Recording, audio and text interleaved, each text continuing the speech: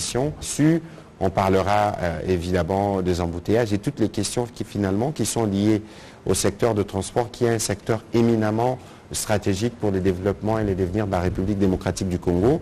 Monsieur le ministre Marc Ekila, bonsoir. Bonsoir. C'est la première fois que nous vous recevons dans ces cadres de redevabilité briefing, mais je présume que vous avez l'habitude et la parole parce que vous êtes dans une autre vie avocat. Et donc l'exercice serait plutôt facile.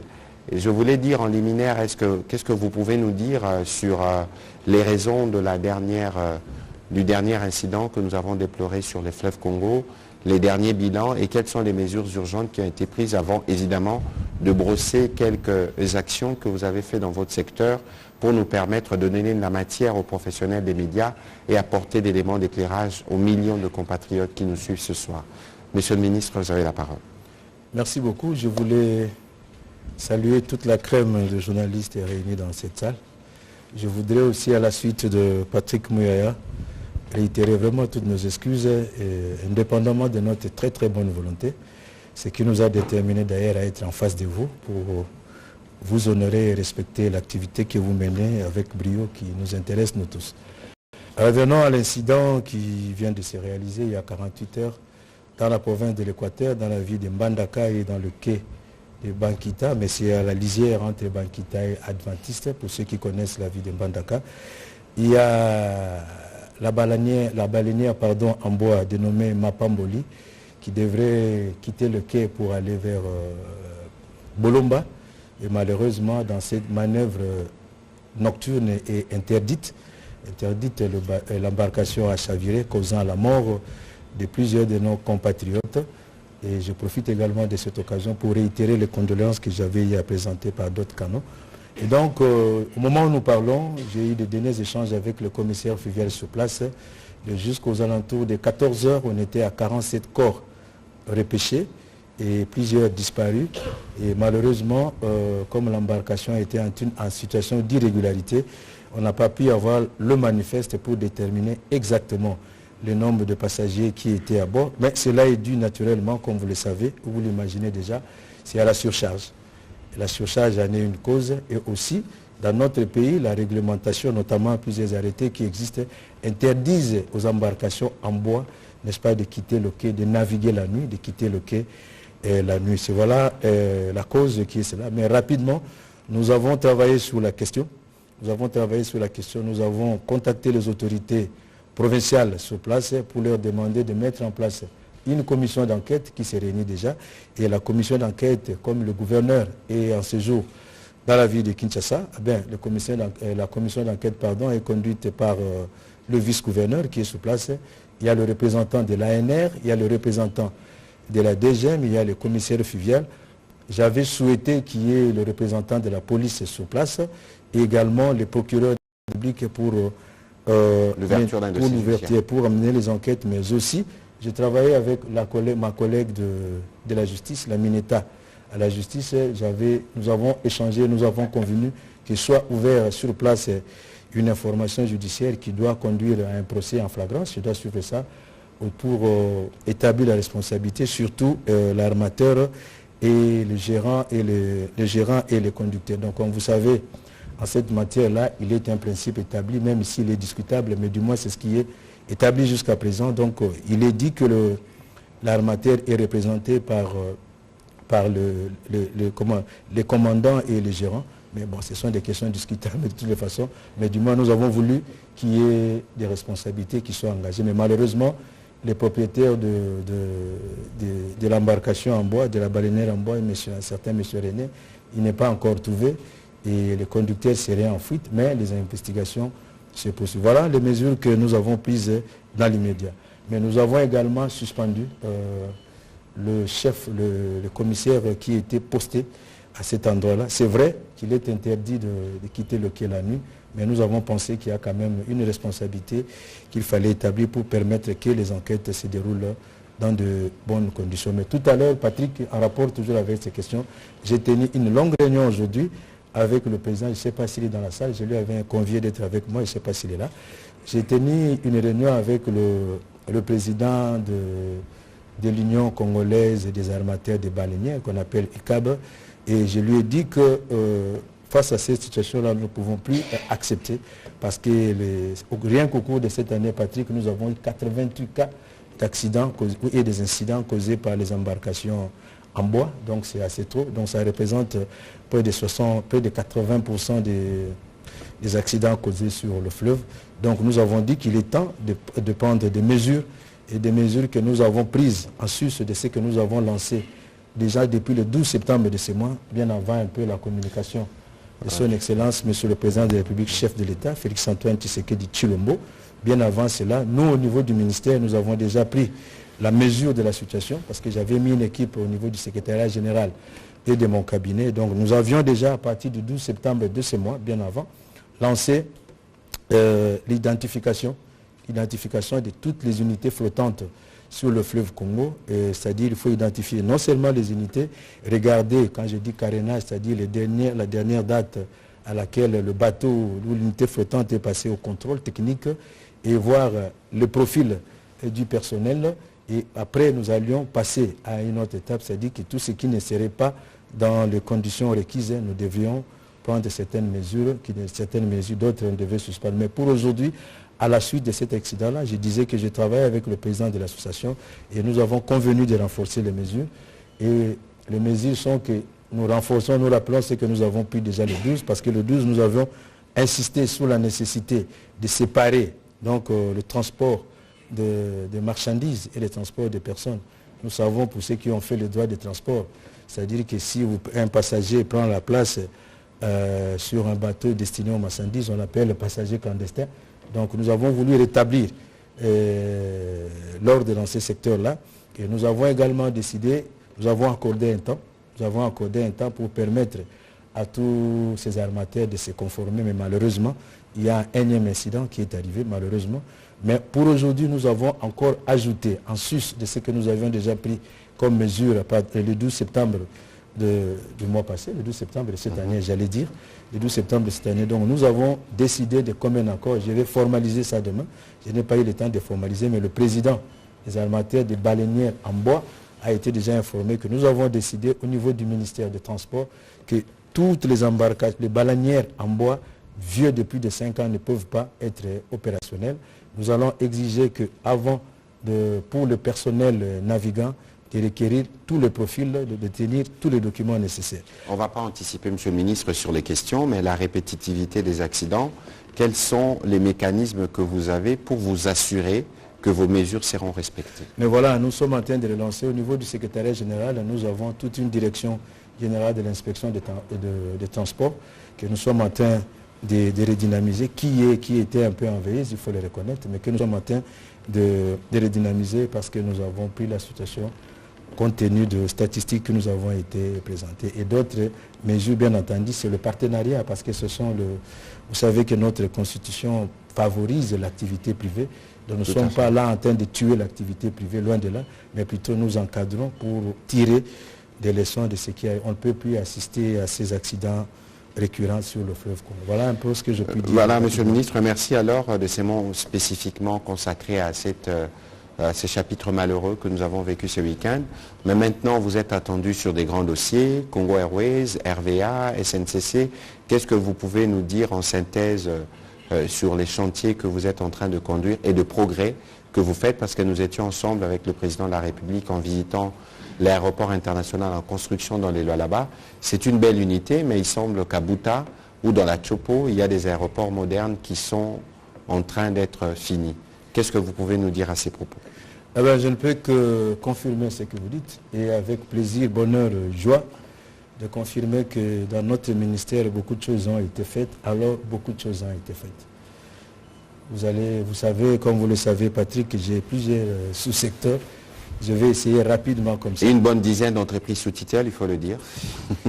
Bon, ça c'est une autre problématique. Je vais rapidement passer quelques sous-secteurs pour voir ce qu'on a pu faire. Comme vous l'avez souligné, je voudrais quand même revenir sur cette question-là.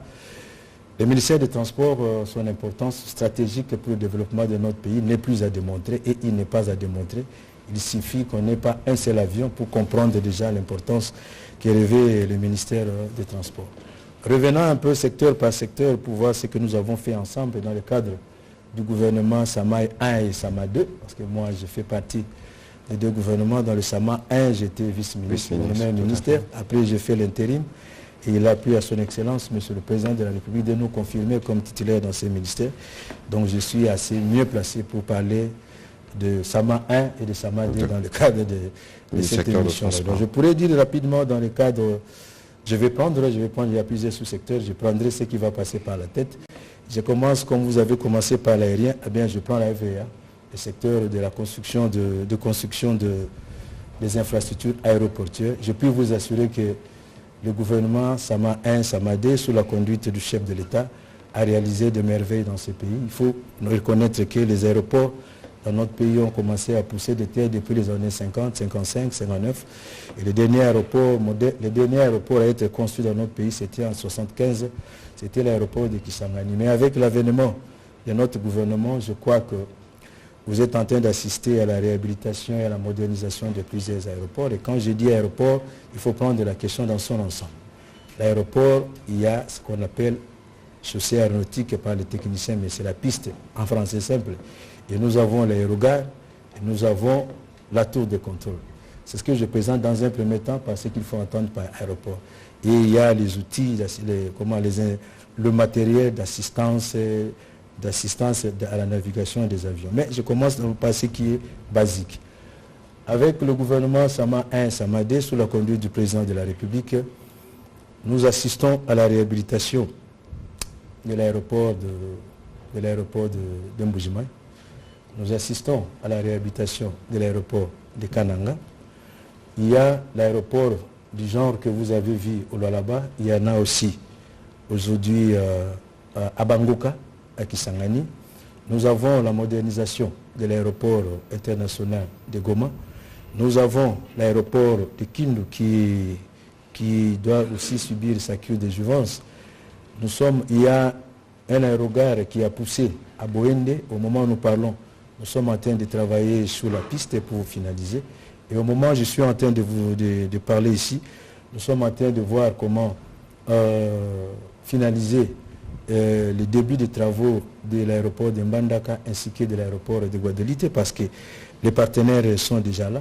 Nous sommes en train de réfléchir avec la RVA sur la problématique de la modernisation de l'aéroport de Chimpi. Quand je dis Chimpi, c'est dans le Congo central.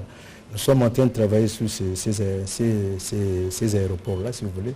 Et quand je dis, donc, il y a, comme je l'avais spécifié au début, nous avons la piste, nous avons l'aérogare, et nous avons la tour de contrôle, et nous avons du matériel d'assistance à l'avion. Et aussi, nous avons commencé, Patrick, avec notre gouvernement, nous avons commencé le processus de certification de quelques aéroports internationaux, parce que dans notre pays, nous avons 4 aéroports internationaux. Nous avons d'abord Ndjili, nous avons Luano, nous avons Bangoka, dont je parlais tout à l'heure, et aussi l'aéroport de Goma. Nous avons commencé le processus de certification. Comme pour vous dire que dans notre pays, on n'a jamais songé, il n'a jamais été songé à la certification d'un aéroport international. Et voilà que sous la houlette de notre président de la République, Fatih, que vous appelez Fondation, je suis d'accord, que nous avons commencé ce processus de certification. Permettez-moi de rester, Patrick, tu vas souffrir, je suis un peu trop bavard. Je vous en prie, allez-y. Tu vas souffrir, je vais profiter de quelques minutes pour dire, parce qu'il semble que le ministre des Transports n'aime pas parler, mais voilà, vous avez l'occasion, il parle aujourd'hui. Et donc, toujours rester dans ce secteur-là, et dans le domaine de l'aviation, de la sûreté et de la sécurité de l'aviation civile, le pays vient de marquer beaucoup de points. Tout à fait. Il vous souviendra que nous sommes sur la liste noire de l'Union européenne. Et il fallait remplir des conditions pour nous conformer aux normes de l'OACI pour sortir de cette ligne. Aujourd'hui, Patrick, je suis heureux d'annoncer les orientations du président de la République et du Premier ministre. Aujourd'hui, le travail est fait. Nous venons de dépasser, en termes de cotation, la moyenne africaine qui est fixée à 55,69. Aujourd'hui, la République démocratique du Congo, à l'issue de l'audit de l'OACI, qui s'est Organisation de l'aviation civile internationale. Voilà, l'audit qui a été conduit du 1er février au 10 février de cette année. Nous en sommes sortis avec la cotation confirmée, publiée sur le site de l'OACI. Vous pouvez vérifier. la République démocratique du Congo fait aujourd'hui 64,56%. Donc nous venons de dépasser la moyenne africaine. Mais quand sortirons-nous alors de la liste noire? Merci pour la question. Donc l'autorité de l'aviation civile est déjà en pourparlers avec les entités spécialisées de l'Union européenne. C'est-à-dire nous sommes en train de remplir déjà les formulaires pour permettre aux avions congolais de rentrer dans l'espace aérien Schengen. Voilà un peu ce que nous avons pu réaliser par-ci par-là, mais en termes d'équipement de navigation, il y en a déjà à l'aéroport de Loanon, c'est l'un des aéroports le mieux équipés aujourd'hui.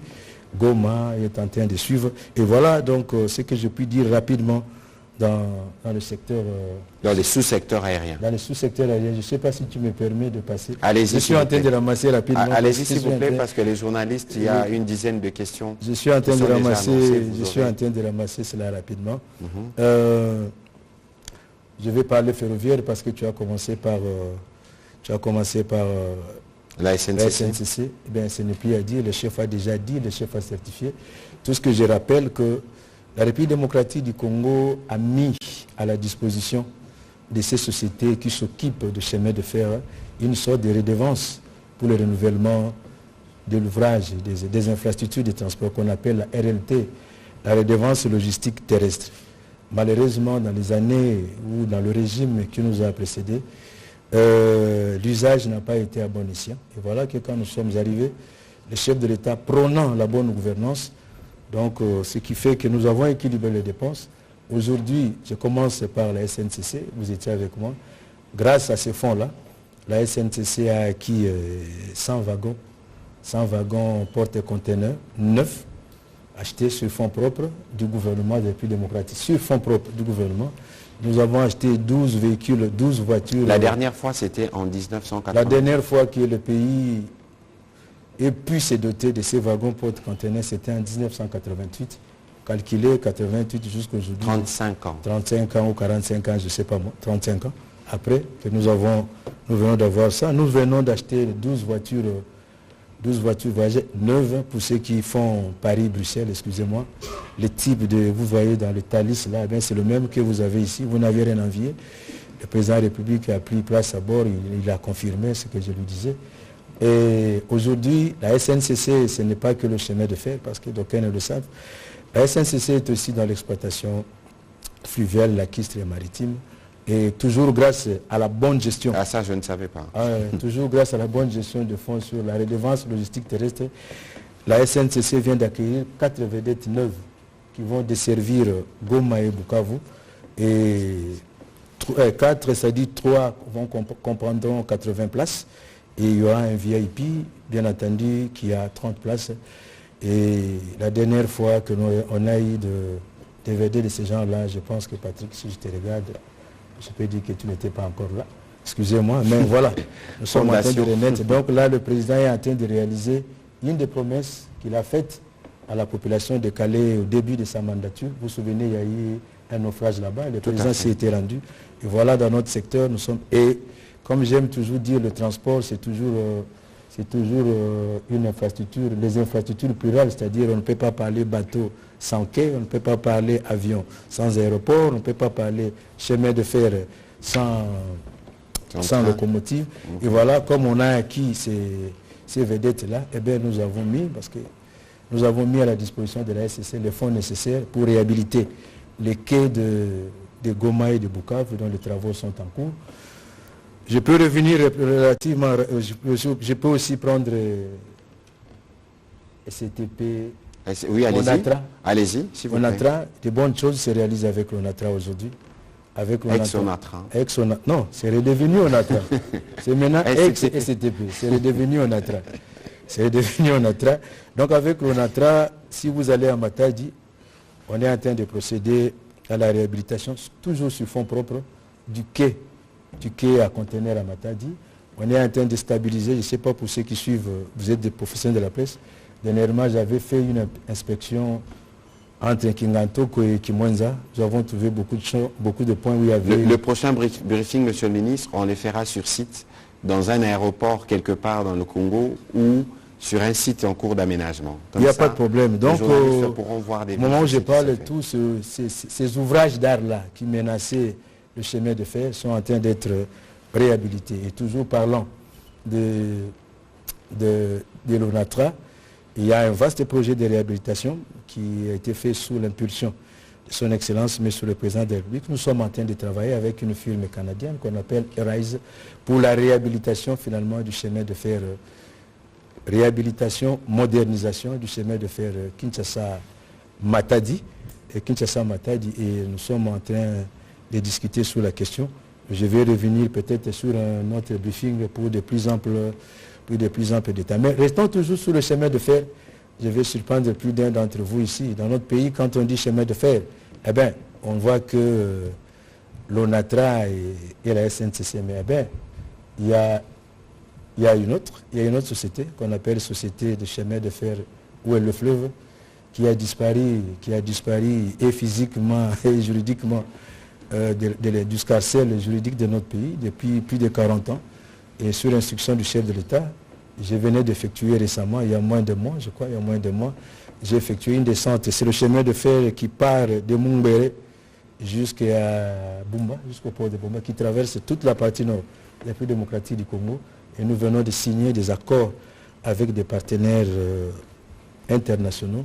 Et donc, je crois que ma campagne va se dérouler plus de l'autre côté pour voir comment refaire. Donc voilà, nous sommes en train de ressusciter le chemin de fer.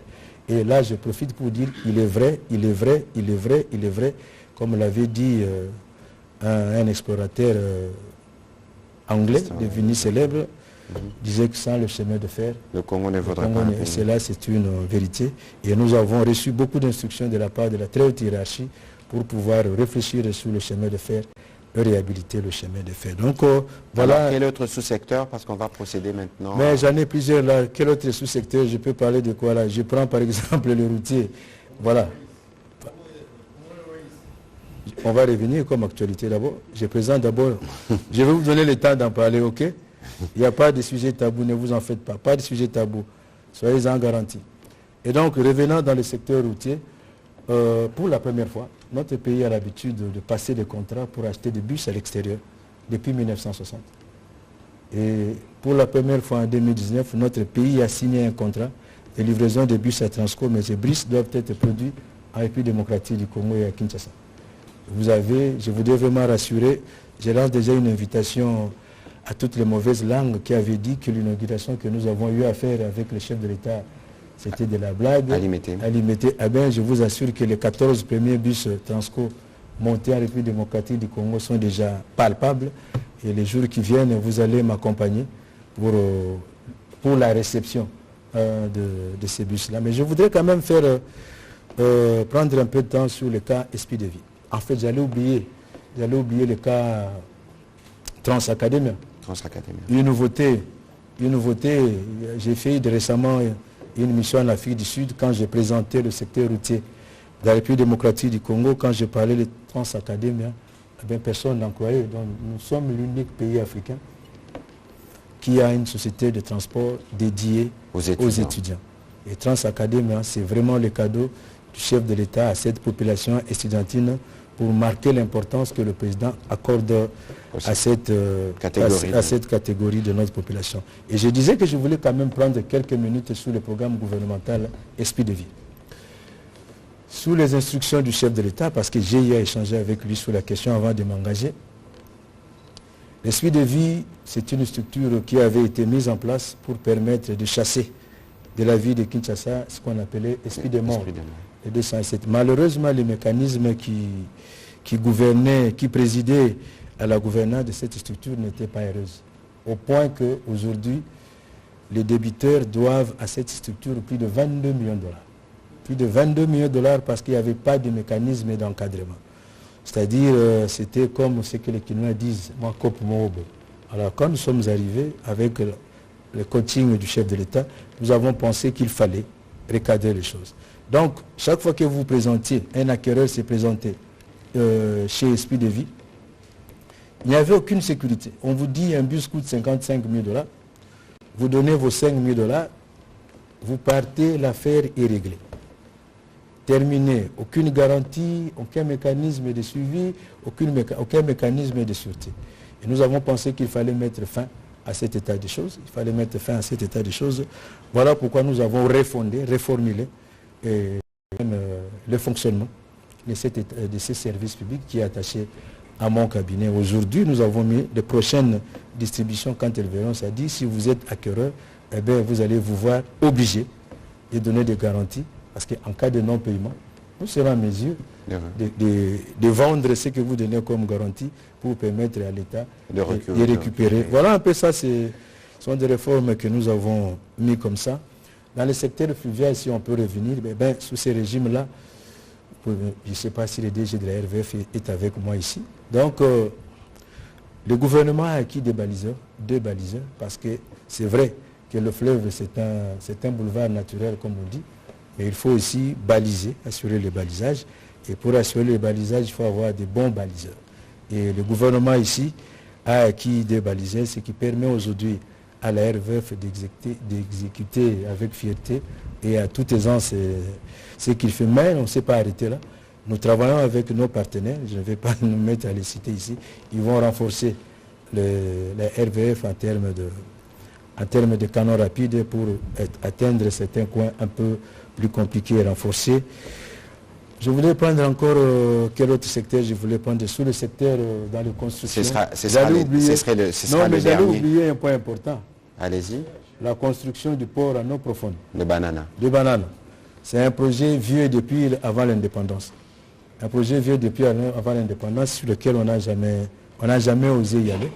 Mais avec la détermination du chef de l'État, ceux qui m'avaient accompagné le 24 mai à Banana, ils savent qu'aujourd'hui, si vous arrivez sur place, tous les travaux, contrairement aux mauvaises langues, tous les travaux préliminaires sont déjà réalisés. C'est-à-dire qu'il y a une digue de plus de 179 mètres qui est déjà réalisée. Les expropriations aussi. 1789 mètres. C'est déjà réalisé de bout en bout. Les expropriations sont gérées par mon collègue des affaires foncières. Ils sont très avancés. Au moment où nous parlons, les équipes sont prêtes à démarrer la construction du quai, du premier quai, parce que nous aurons 4 quais. Nous aurons 4 quais là-bas. Donc on est prêt à démarrer la construction du premier quai. Et comme vous parlez des expropriations, il y a la délocalisation du camp militaire et la délocalisation de l'école. Toutes les dispositions sont prises au niveau du bureau de coordination pour que cela devienne une chose. Et il y a un constructeur indépendant dont les critères sont encore en discussion au niveau de la commission, mais les fonds sont disponibles. Et voilà.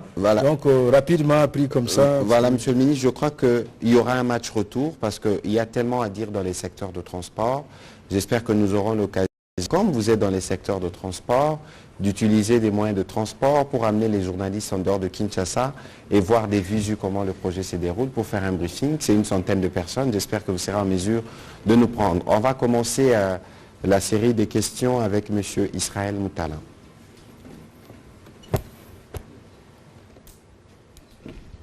Merci, Monsieur le Ministre, pour la question, pour la parole. J'aimerais revenir sur les infrastructures aéroportuaires. Le ministre a parlé de la certification et de la réhabilitation. J'ai consulté quelques experts en aviation civile.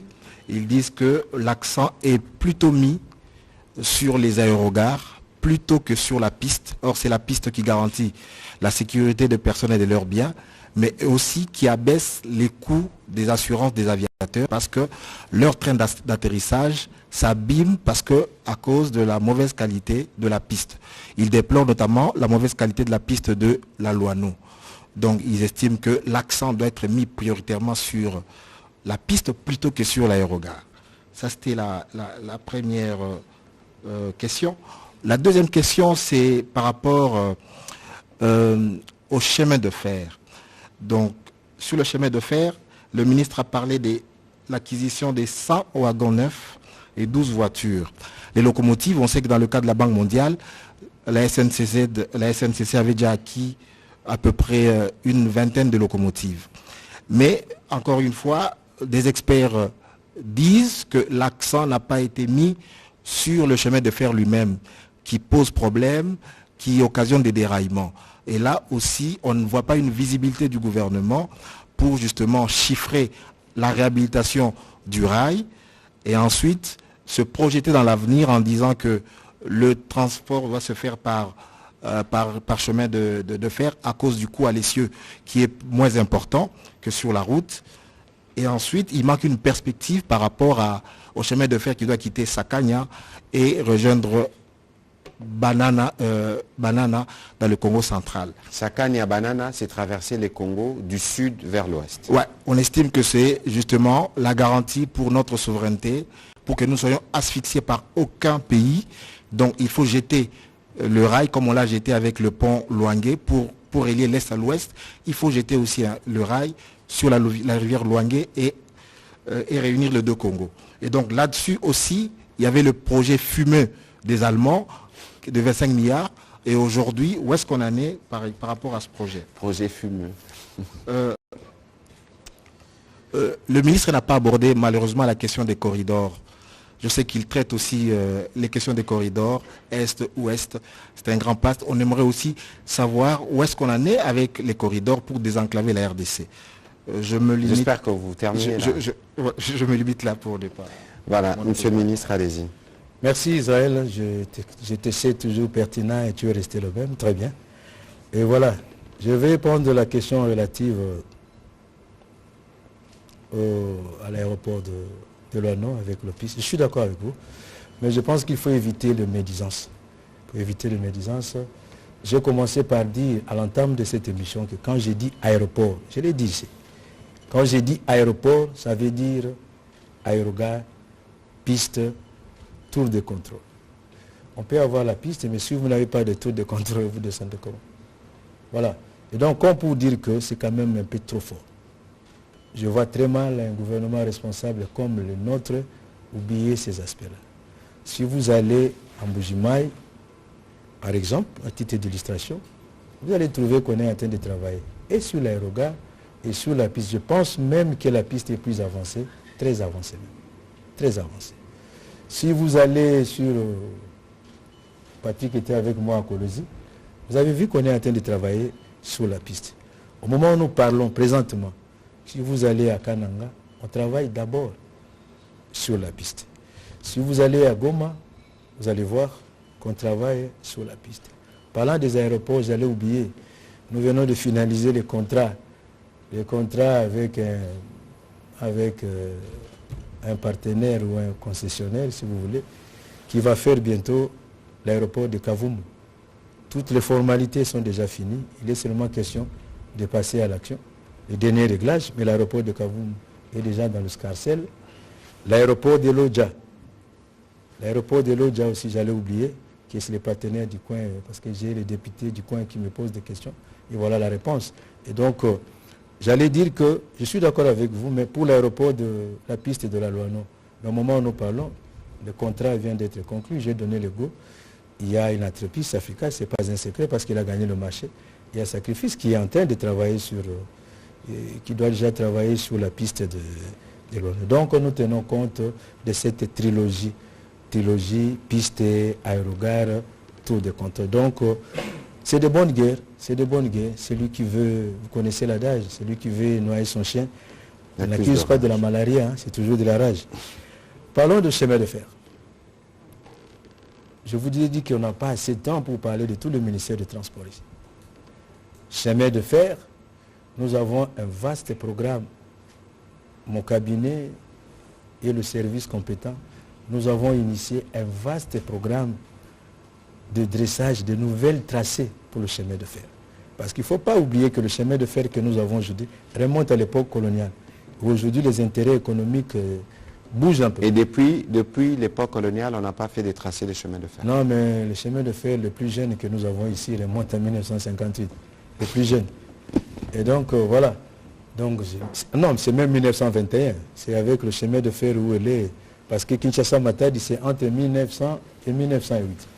Le plus jeune, c'est où elle est. Nous sommes en 1951. Et donc, nous avons un vaste plan que nous avons mis en place.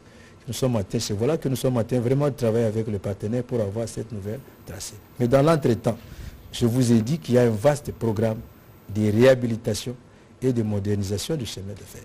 Vous venez de parler de poids à l'essieu, je comprends que vous êtes technicien du chemin de fer. Allons-y. Nous avons un problème dans notre pays sur le dimensionnement du chemin de fer. Notre chemin de fer n'a pas la même dimension. Je pense seulement au cas de Kinshasa-Matadi. Et vous avez des poids différents. Aujourd'hui, nous devons arriver à ce qu'on appelle l'écartement standard. C'est ce que nous n'avons pas. Parlant toujours de cette affaire-là de chemin de fer, j'allais oublier, Patrick, il y a tellement de choses à dire. Mais la République démocratique du Congo s'est engagée dans le cadre de notre sous-région à prolonger, parce que nous avons un chemin de fer qui vient de la Tanzanie, mais qui s'arrête. Il doit traverser la République démocratique du Congo et aller à Burundi. Et ce chemin de fer-là doit traverser dans notre pays. Là, je parle de désenclavement par chemin de fer. Ça doit traverser 11 territoires dans notre province. 11 territoires. Et les études de faisabilité ont déjà commencé. Et la République démocratique du Congo est en train de prendre des faisabilités. Et ça, c'est arrivé grâce à l'accord, disons, à l'accord de principe que le chef de l'État a donné à ses homologues tanzaniens et burundais. Et nous, comme techniciens, nous sommes en train d'accompagner cela. Voilà les réalisations que nous sommes en train de faire. Mais je reste toujours dans le chemin de fer. Mais j'ai dit tout à l'heure que les infrastructures de transport, c'est toujours un couple plural, c'est toujours deux. C'est toujours deux. Nous sommes en train de travailler. Je parle toujours de la SNCC. La SNCC, nous avons trouvé des mécanismes pour, tant soit peu, commencer à réhabiliter notre chemin de fer. Au moment où nous parlons, il y a une commission déjà qui est mise en place pour dévier chemin de fer. La distance m'échappe un peu. Mais il y a aussi la SNCC, cette fois-là sur fonds propres, même pas sur la RLT, qui est en train d'habiliter déjà une bonne distance du chemin. C'est encore insignifiant. Ce n'est pas encore assez, mais il y a un début de quelque chose qui n'a jamais été fait des années. Aujourd'hui, les enjeux économiques, mais il faut les définir aujourd'hui. Ce que vous dites là, aujourd'hui, les enjeux économiques, c'est le cuivre, la matière première congolaise sort par où aujourd'hui? Elle sort par Dar es Salaam. Donc les enjeux, c'est de ce côté-là. Voilà pourquoi nous sommes en train de travailler pour retracer le chemin de fer de ce côté-là. Mais revenons au corridor. Mais le chef de l'État venait de relancer le corridor nord avec la Zambie, l'Angola et la République démocratique du Congo.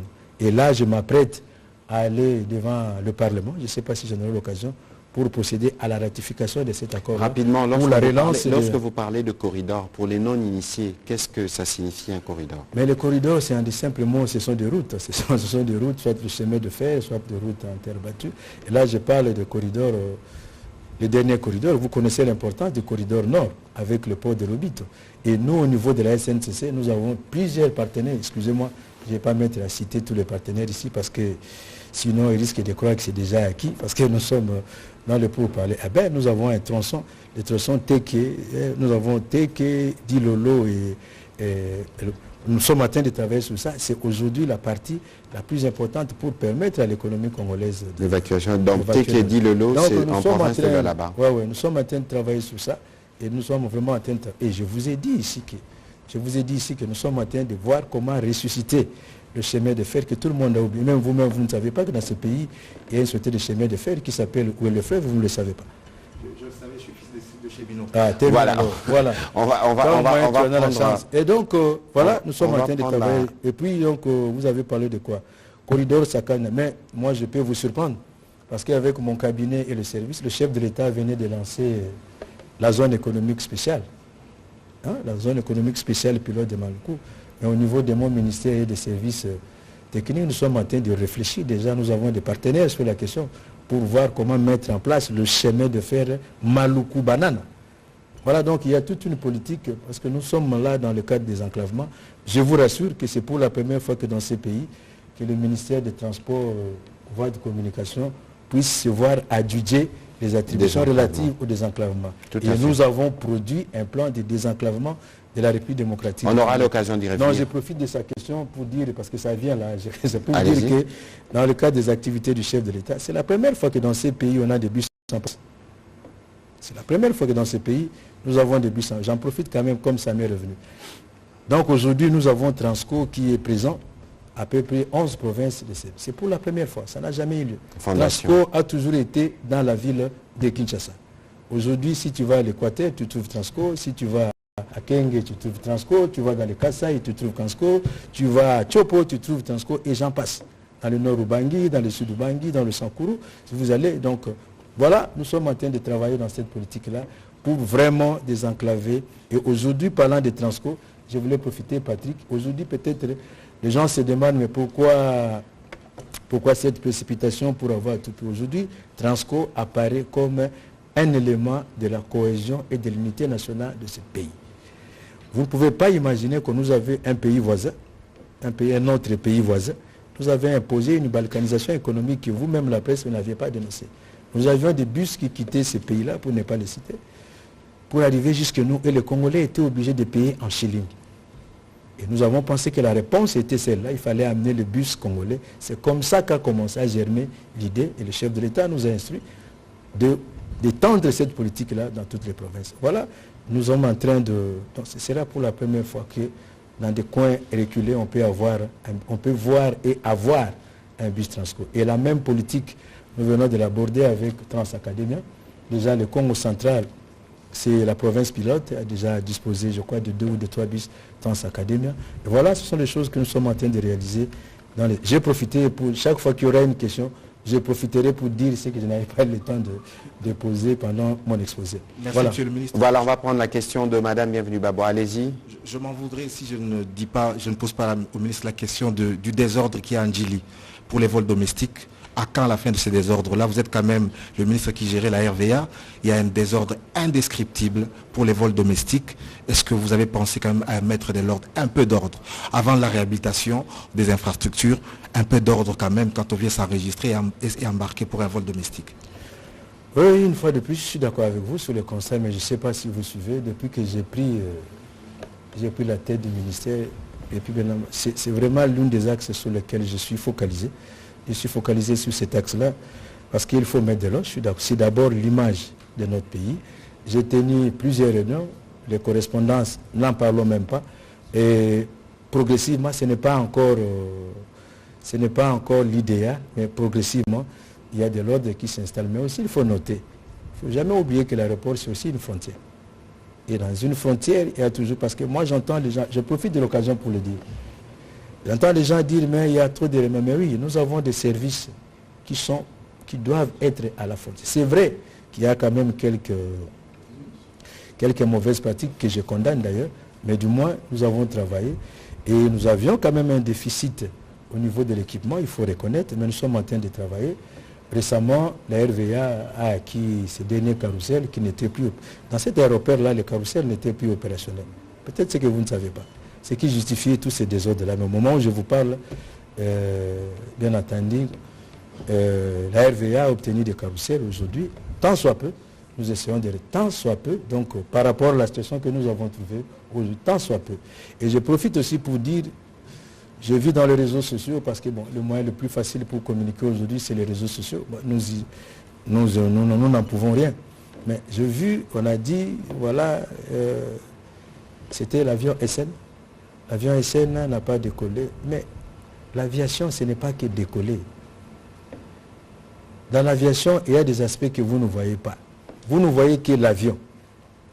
Mais il y a les aspects de sécurité, de sûreté qui sont assurés par les satellites, les appareils les plus sophistiqués possibles que vous ne voyez pas. Et même quand vous parlez aéroport, voilà pourquoi je parlais de matériel d'assistance.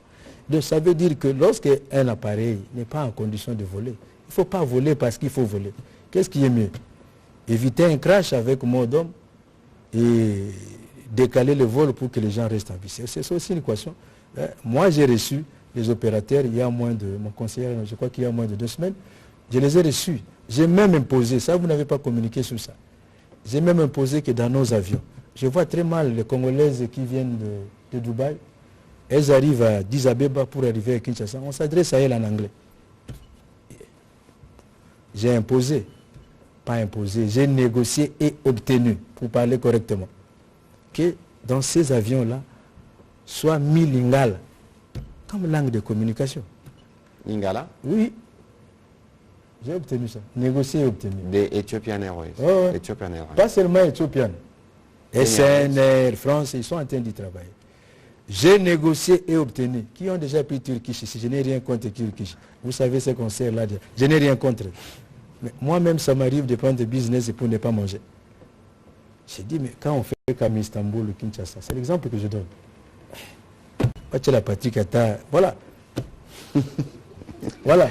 Merci. Donc, ce sont les choses sur lesquelles vous ne communiquez pas. Sur ces détails. On va prendre la question de Madame Bienvenue Babois. Ne faites pas comme Monsieur Bienvenue Babois, ça va? Merci, allez-y. Voilà, je vais revenir sur les embouteillages à Kinshasa. Oui. Malgré les bonnes mesures du gouvernement prises pour mettre fin aux embouteillages, aucune réponse. C'est vrai qu'il y a des embouteillages partout, mais à Kinshasa, ça en fait trop. Quand nous sommes coincés dans les bouchons, on se demande, est-ce le nombre de voitures? Est-ce le manque de routes principales et secondaires? Autant de questions qui reviennent chaque jour quand nous sommes butés à des bouchons. Deuxième question, c'est le problème des conducteurs de taxi-moto et des tricycles. Cette catégorie de conducteurs sont un peu comme des hors-la-loi. Ils se font la loi sur la route. Alors, est-ce possible, puisqu'ils sont aussi la cause de plusieurs cas d'accidents et de décès sur les routes de Kinshasa, comme vous l'avez déploré sur le transport fluvial, aussi sur les routes, les conducteurs de taxi-moto, les wewa et les tricycles, vraiment, ce secteur-là, ça ne va pas. Est-ce qu'il y a moyen de remettre de l'ordre dans des secteurs? Peut-être les identifier et les donner des séances de formation, puisqu'apparemment, ils ont leur ils ont un code de la route propre à eux. Je vais terminer par là. Merci, monsieur le ministre, allez-y rapidement. Je commence par les embouteillages. Oui. Heureusement que vous l'avez dit, les embouteillages, il y en a partout dans le monde. Moi, il m'est déjà arrivé de passer 7 heures sans bouger sur une autoroute d'un pays en Europe. 7 heures. 7 heures sans bouger. Vous pouvez vérifier cela. Mais qu'à cela ne tienne. Revenons chez nous. D'abord, c'est une question qui est transversale. La route, il n'y a pas que le ministère des Transports. La route, il y a le ministère des Transports pour assurer la mobilité, mais il y a le ministère de l'Intérieur pour assurer la régulation, mais il y a aussi l'homme lui-même, les chauffeurs. OK? Alors, nous, à notre niveau, nous avons pris des mesures. Nous avons pris des mesures, et des mesures qui sont en examen au niveau des experts. Je prends quand même le risque de les annoncer. Je prends quand même le risque de les annoncer. Nous avons pensé que la ville de Kinshasa, c'est une ville que tout le monde connaît. C'est une ville dortoir. Le matin, tout le monde se réveille, quitte la périphérie pour le centre. Et le soir, tout le monde fait le mouvement inverse. Au point que j'ai un ami qui qualifie Gombe de bourg pourri. Si vous passez à Gombe à 21h, vous ne verrez personne. Mais si vous passez à 17h, il y a beaucoup de monde. Alors, partant de cette réflexion-là, il y a une commission qui avait été mise en place. Les conclusions ne sont pas encore arrivées. Mais c'est pour vous dire que nous sommes en train d'y travailler. Nonobstant les intervenants du secteur du transport que j'ai cités traditionnellement, l'ITP, le ministère de l'Intérieur, nous avons pensé y mettre le parquet. Je vais vous dire pourquoi le parquet. Ouais, je vais vous dire pourquoi. Avant d'en arriver, nous avons pensé qu'on peut, dans une phase expérimentale, dans une phase, je dis bien, expérimentale. Je prends le risque de le dire. Le travail n'est pas encore fini au niveau des experts, mais je prends le risque de le dire. Nous avons pensé par exemple pour le flanc ouest. C'est là que l'expérience devrait commencer. En principe, c'est-à-dire de 5h, non, de 6h ou 5h30 jusqu'aux alentours de 10h30. Faire le sens unique, si vous connaissez la partie ouest. Si vous allez pour bien comprendre, prenons directement Kitambo, parce que je ne vais pas prendre Kintsuka, Delvaux. Prenons, tout le monde vient là, fait jonction au niveau de Kitambo. Si vous regardez de part et d'autre, nous avons 3 bandes à gauche, 3 bandes à droite. Comme le mouvement le matin, c'est vers le centre-ville, nous avons pensé que de 5h30 à 10h30, on peut faire 5 bandes qui descendent vers la ville. Vous allez me poser la question, mais comment vous allez y arriver? Nous avons un service qu'on appelle Commission nationale de prévention routière. C'est lui qui est chargé de placer les panneaux de signalisation, qui a déjà commandé ces panneaux mobiles, portatifs, qui va nous donner les indications pendant les heures.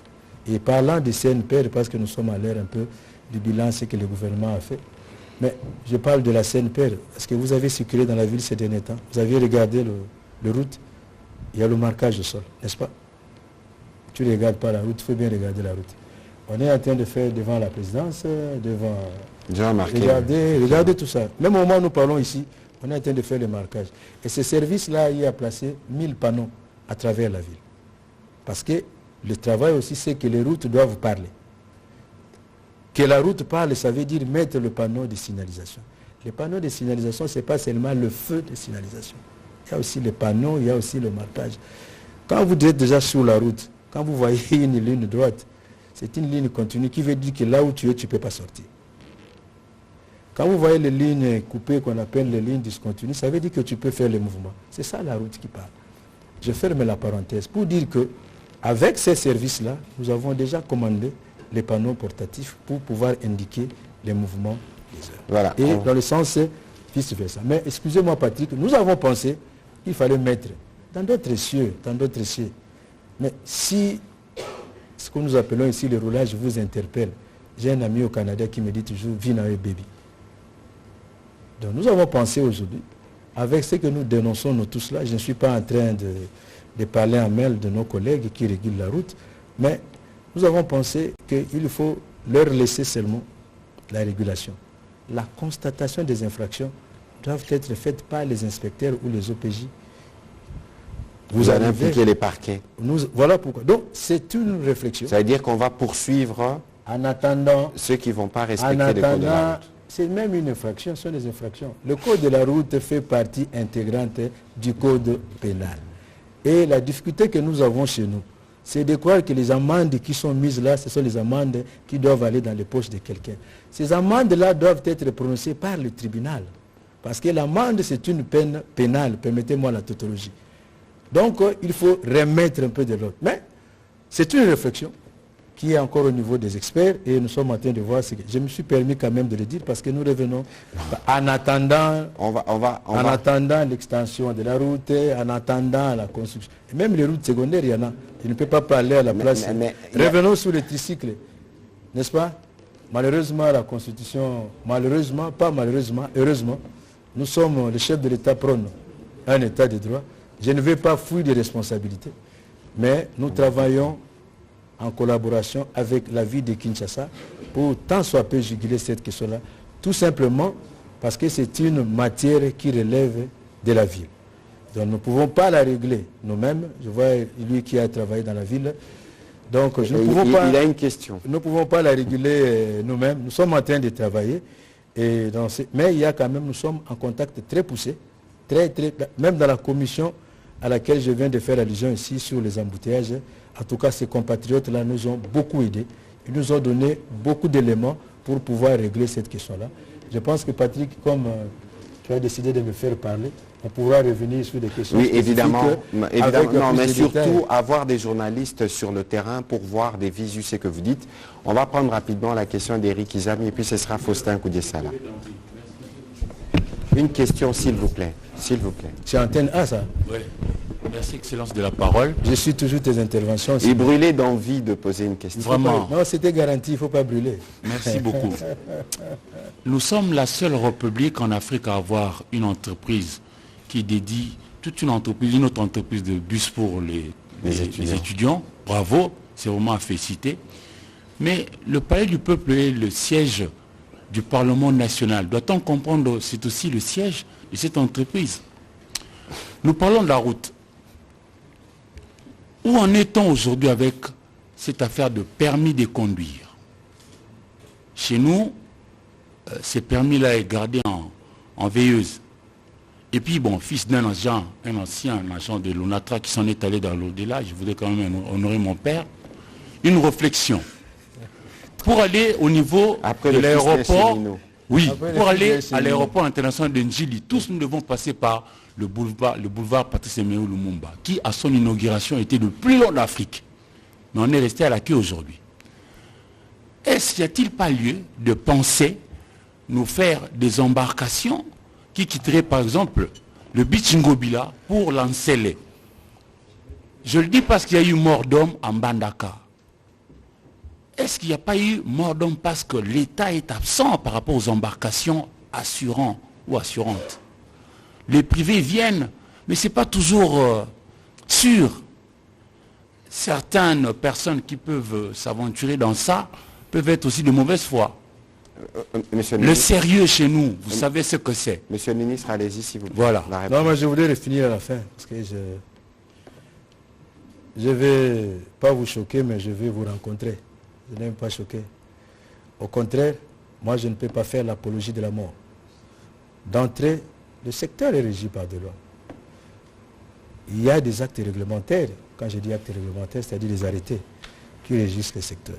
Et dans ces secteurs-là, vous l'avez suivi, ce n'est pas moi qui le dis, vous êtes journaliste et vous avez suivi les intervenants déjà depuis Mbandaka. Il est connu et il est dit. Il ne faut pas dire que l'État est absent. C'est notre pays, il faut quand même parler du pays en bien quand il le faut. L'État n'est pas absent. L'État est présent parce qu'il y a une réglementation. Et cette réglementation-là dit qu'une embarcation en bois, je précise bien en bois, ne peut pas quitter le quai la nuit. Et donc, tout ce qu'ils le font la nuit, ils le font en toute illégalité, en toute irrégularité. Et je ne pense pas qu'après 19h, nous puissions avoir des préposés de l'État. C'est un problème de civisme. C'est un problème de civisme. L'État est présent parce que nous déplorons malheureusement cet accident-là. Je vous ai annoncé ici les sanctions ou les mesures qui sont prises pour davantage renforcer.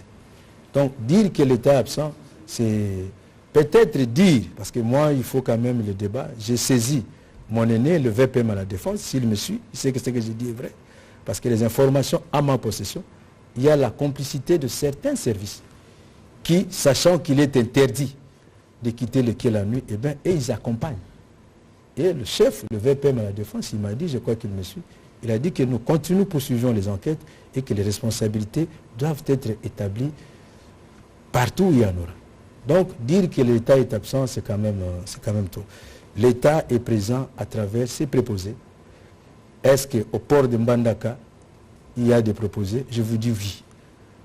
Vous en avez la preuve parce que aussitôt l'incident arrivé, aussitôt le rapport est arrivé. Donc l'État est là, les préposés est là. Y a-t-il des gens qui ont fauté? Oui, mais qui a fauté? Qui a fauté? C'est l'armateur.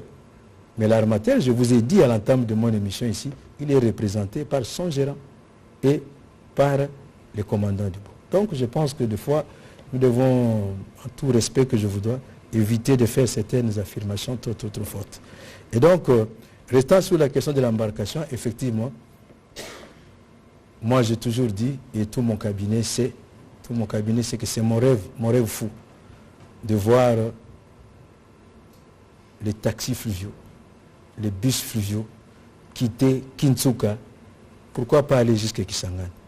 Mais vous allez me dire qu'est-ce que le gouvernement a fait. Vous avez suivi dans la presse, nous avons tenté une expérience avec nos amis turcs, une firme qui nous a proposé vraiment des conditions. Quand nous sommes arrivés, nous avons pensé qu'il n'y avait pas d'équilibre sur la question. Et il n'était pas intéressant de nous engager sur cette fois-là. Mais dans l'entretemps, on devait avoir une émission, comment dire, imagée, avec les images, pour vous présenter ce que j'ai dit. Tout ce que je vous dis est documenté. Quand je dis documenté, c'est-à-dire les images. Nous avons effectué un périple en Turquie avec une firme dont j'étais encore l'aîné et nous sommes en train de travailler sur ces projets. Qu'est-ce que nous avons retenu? Nous avons d'abord retenu les transports urbains par taxi fluviaux ou par bateau, appelez ça comme vous voulez. La première tranche ou le premier tronçon, si vous voulez, ce serait pour des raisons sécuritaires, on a pris un peu là où Majestic accoste. Majestic. Nous avons dit on peut commencer de Majestic et monter. Nous avons même pensé qu'il fallait dépasser, comment on appelle ça? Maluku. Il fallait dépasser Maluku, monter un peu plus haut. Et nous avons également convenu, si vous avez le temps, passez à l'ONATRA, posez la question au DG Martin, il va vous dire, parce que ces réunions-là, je les ai dirigées à l'ONATRA, avec tous les intervenants. Nous avons également convenu, nous avons également pensé qu'il faut, pour lutter d'ailleurs contre ces accidents, contre ces naufrages, les embarcations en bois ici, qu'il faut mettre en place les bateaux qui sont en mesure de faire le trafic, de séparer nettement le transport de marchandises et le transport de personnes. Et nous avons dit, mais nous risquons d'avoir des couacs sur le fleuve ici. Il faut tenir compte des balisages. Nous balisons le fleuve, mais il y a certaines réalités qui peuvent nous rattraper. Nous sommes arrivés à une solution de compromis. C'est-à-dire, avec ces partenaires-là, je ne vais pas encore citer leur nom, vous pouvez poser la question à l'ONATRA sur ce que je vous dis. Nous avons convenu que nous ayons un bateau mixte qui peut avoir au niveau des cales, mettre nos marchandises, et au niveau des étages, avoir le passage. Alors, Ces travaux-là, nous sommes en train de...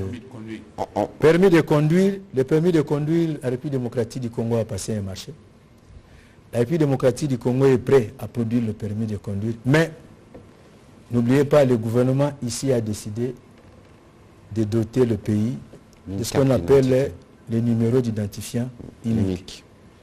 Les numéros d'identifiant uniques, c'est, vous le savez, vous êtes journaliste, c'est le numéro qui nous permet d'identifier qui est Jessie, qui est Eric, qui est Serge Nteka, qui est XY, qui est quoi. Au moment où nous parlons, nous avons fait des séances de travail avec le NIP. Vous pouvez poser la question à l'ONIP, ils vont confirmer ce que je vous dis. Nous sommes en train de trouver le mécanisme, de chercher à trouver le mécanisme d'interconnexion. Comment relier les numéros d'identifiant unique au numéro de permis de conduire. C'est le travail qui s'est fait à cet instant. Vous pouvez poser la... Moi, je vous donne les acteurs. Je vous donne les acteurs, donc je peux même vous produire le PV. Monsieur le ministre, on retient que pour avoir les permis de conduire, il y a un travail d'harmonisation entre l'Office national de l'identification et les ministères de transport pour être sûr que l'identifiant unique serve aussi dans la délivrance des permis. Voilà. C'est normal parce que nous sommes passés par un processus de numérisation, de digitalisation et qui veut que chaque Congolais ait un numéro qui permettra de retrouver toutes ses traces, y compris permis de conduire. C'est vrai que ça fait mal, mais... On va prendre la question de M. Faustin Kodira. J'ai répondu à toutes tes questions. Pour l'essentiel, oui. Pour l'essentiel, parce qu'après lui, on prendra 2-3 questions en série, notamment en Lingala, pour Narossi Lissa. Zulu Azalia. Azate. Lingala, c'est pas Zulu. Je vois Patrice Boeto là-bas. Il est là. Je vois Boeto, Patrice. Allez-y, M. Faustin, s'il vous plaît. Merci, Excellence, pour la parole. Juste deux petites questions au ministre, et si vous permettez, monsieur le porte-parole, juste une toute petite question à vous. Au ministre des Transports, je voulais dire, votre ministère est tout à fait stratégique et que ça pourrait aider aussi dans le déploiement de la logistique électorale. Nous sommes à 2 mois d'élection. Est-ce qu'il y a quelque chose qui est fait dans ce sens-là? Et puis, toujours au niveau de votre ministère, dernièrement, on a assisté à un certain nombre de vidéos où on a vu un contrat qui a été signé entre le gouvernement et Milvest pour le déploiement d'un nouveau mode de transport qu'on appelle transport téléphérique. Et il y a même les ministres des Transports, les ministres des Finances et les ministres de l'aménagement du territoire qui sont descendus sur le terrain pour inspecter des sites où ça pouvait être, où ces projets pouvaient être déployés. Qu'en est-il au juste? Je pensais que tu allais parler de l'aéroport. Non, l'aéroport, on sait qu'il y a une commission qui va travailler, donc certainement. Je pensais que tu allais parler de l'aéroport. Non, au porte-parole du gouvernement, vous permettrez, monsieur le ministre, que je pose une question d'actualité un peu. Nous saluons tous les exploits de Ouazalendo, ces brillants compatriotes qui se battent dans l'Est. Ils sont en train de conquérir des territoires, mais pour le moment, les FARDC ne se reconnaissent pas dans leurs actions. Mais au moins, sur l'ensemble du pays, tout le monde salue ce que font ces compatriotes qui sont en train de conquérir des territoires à l'Est. Est-ce que vous ne craignez pas que demain, ces mêmes personnes que nous saluons puissent réclamer une juste rétribution à l'État congolais de leur bravoure, comme par exemple une réintégration dans l'armée? Qu'est-ce qui est fait au niveau du gouvernement pour gérer tout ça? Parce que comme on dit, gouverner, c'est pleuvoir, évidemment. C'est une question très pertinente. Et c'est une question sur laquelle nous travaillons de manière assidue. Même si vous savez que nous tenons au respect du cessez-le-feu, mais lorsqu'il y a des bruits de bottes quelque part dans le pays, nous suivons la question de manière étroite. Et donc, évidemment, nous tous, nous saluons, à juste titre d'ailleurs, le patriotisme de ces compatriotes face au terrorisme. Il y a cette obligation qui nous impose de défendre chaque centimètre carré de notre territoire. Ceci dit, il y a une problématique générale à laquelle le gouvernement a déjà pensé à donner une réponse, dans ce qu'on appelle réserve armée de défense. Mais lorsqu'on parle de réserve armée de défense, contrairement à ce que beaucoup pensent, ce ne sera pas un dépotoir où on va prendre tout ce qui ont fait le travail des armes, on les prend, on les met dans cette réserve. Parce que regardez ce qui se passe en Israël, 360 000 réservistes. Ça veut dire que c'est des gens qui ont été préparés, mais qui sont dans la vie civile normale. Et lorsqu'il y a des problèmes de sécurité qui se posent, l'État a le droit de les activer pour venir assurer la défense du territoire. Ici, la difficulté principale que nous avons eue dans tous les processus, c'est la résurgence du M23, évidemment, sous les dictats du Rwanda pour des intérêts économiques que vous connaissez très bien, que nous avons déjà eu l'occasion d'expliquer ici. Dans les processus politiques qui ont suivi les discussions de Nairobi, on a eu des discussions en 4 phases sous l'auspice du président honoraire du Kenya, Uhuru Kenyatta, où tous ceux qui sont identifiés groupes armés congolais ont approuvé ce qui a été proposé.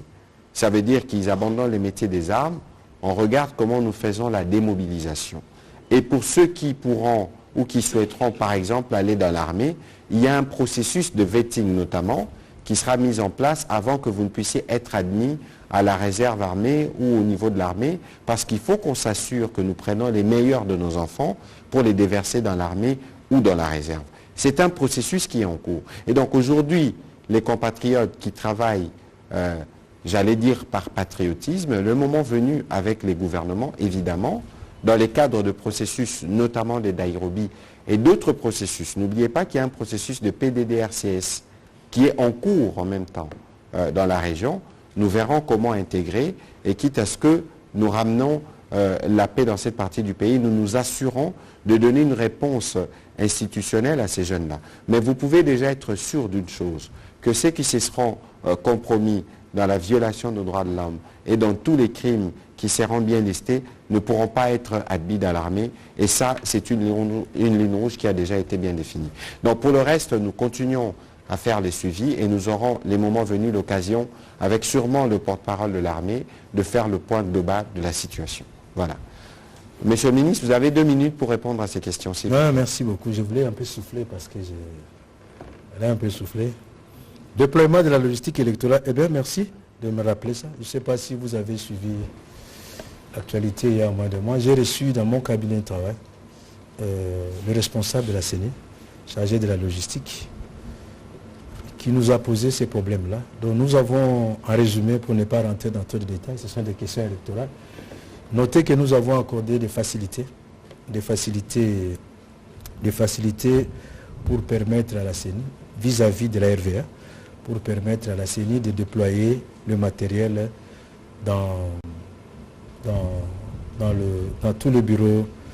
Vraiment arrêté, je ne voudrais pas rentrer dans tout le détail, mais notez vraiment que cette réunion-là a eu lieu dans mon bureau et puis nous avons étendu cela à la RVA, tout ce qui est comme facilité pour permettre l'accès sur les tarmacs, l'accès dans tel coin pour permettre au matériel qui doit servir des élections. Donc j'ai même écrit, il y a même un courrier sur cette question-là. Les contrats sur le téléphérique, moi je comprends, vous ne voulez pas que le pays puisse changer de philosophie. Effectivement, ce contrat-là a été signé, je confirme, mais nous avons pensé que c'est une technologie qui n'est pas encore assurée chez nous. Nous sommes en train de travailler avec le partenaire pour assurer la formation du personnel qui vont gérer ces questions-là. Et puis après, bon voilà. Les téléphériques, donc, on pourra faire des déplacements. C'est juste la phase expérimentale. Hein. Des déplacements. Non, il n'y a pas de blocage. C'est juste la phase expérimentale. Pour ceux qui connaissent l'Unikin, au rond-point, nous, quand on était étudiants, on appelait ça rond-point de la pente. Je ne sais pas comment on appelle ça aujourd'hui. Lui, il se souvient de rond-point sentiment. Donc, on appelait ça rond-point de la pente. Donc, de là où il y a eu une implosion de véhicules de transport, là, de carburant, là, vous voyez la citerne. Là. Voilà. Donc de là jusque, c'est juste sur un tronçon de, si je ne me trompe pas, c'était 3 km si je ne me trompe plus. Voilà, c'est juste ça vraiment, c'est à titre expérimental, mais on est en train de former le personnel qui va pouvoir, et puis d'autres qualifications. Monsieur le ministre, on va prendre les derniers projets, la dernière série des questions. Je souhaiterais que vous puissiez en ce moment-là être bref pour nous permettre de libérer l'antenne de la RTNC. On va prendre Pichou Mulumba, on va prendre Paul Matendo et on prendra 2 questions en lingala, celle de Patrice Boto et de Fabrice. S'il vous plaît, rapidement. Yves Abdallah, pour la première fois qu'il a demandé la parole, je vous l'accorde. Voilà. Merci beaucoup, monsieur le ministre Patrick. Je n'ai pas l'intention d'engager un débat avec le ministre. Oui, allez-y rapidement la question, s'il vous plaît. Mais je dis toujours que quand nous venons ici, nous les journalistes, si nous ne disons pas la vérité, ceux qui nous suivent sur la chaîne nationale ne comprendront pas ce que nous sommes. J'étais à Guémena il n'y a pas très longtemps. J'étais à Guémena Sud Ubangui, Guadeloupe Nord Ubangui. À Guémena, le transport idéal, c'est la moto. Et à Guadeloupe, le vélo reste encore d'actualité comme transport. À 30 km de ces deux villes, il n'y a pas de route. On a même échappé à un accident avec l'ami parce qu'il fallait prendre 4x4. La question, s'il vous plaît. C'est pas une question, je voulais juste faire observer que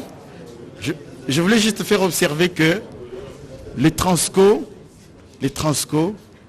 n'existent pas encore dans ces villes. Alors, monsieur le ministre a parlé de tout, mais il n'a pas parlé de Congo Airways. Est-ce qu'on peut comprendre les raisons fondamentales qui ont conduit cette entreprise à la faillite? Ma petite question qui suit, vous terminez votre mandat. Une petite question. Vous terminez votre mandat. Est-ce que vous êtes satisfait de laisser le peuple congolais sans avion? Merci. Je peux commencer par la fin. On prend la série, comme ça vous allez noter les questions, s'il vous plaît. Paul Matendo de Radio Capi. Monsieur Pichou Mounumba, allez-y, s'il vous plaît. Merci beaucoup, monsieur le ministre, pour la parole. J'ai quelques petites préoccupations au ministre des Transports. Je note que l'État n'est pas absent. Je reviens sur le transport fluvial, évidemment, avec ces énièmes incidents. Je note que l'État n'est pas absent, oui, mais identifier les embarcations flottantes, je ne comprends pas la démarche, parce qu'il y a déjà lieu d'indiquer qui délivre le permis de navigabilité. Et s'il y a des embarcations qui flottent sans permis, qui est censé assurer les contrôles? Parce qu'il ne faut pas donner l'impression de prendre des décisions que quand il y a les pires. Et dans ces contrôles de navigabilité, est-ce que les critères de la sécurité fluviale, lacustre, sont-ils respectés? Qu'est-ce qui est fait, monsieur le ministre, pour que les commissariats fluviaux soient en mesure de contrôler les mouvements des bateaux et de tout ce qu'il y a comme embarcation? Merci. Yves Abdallah.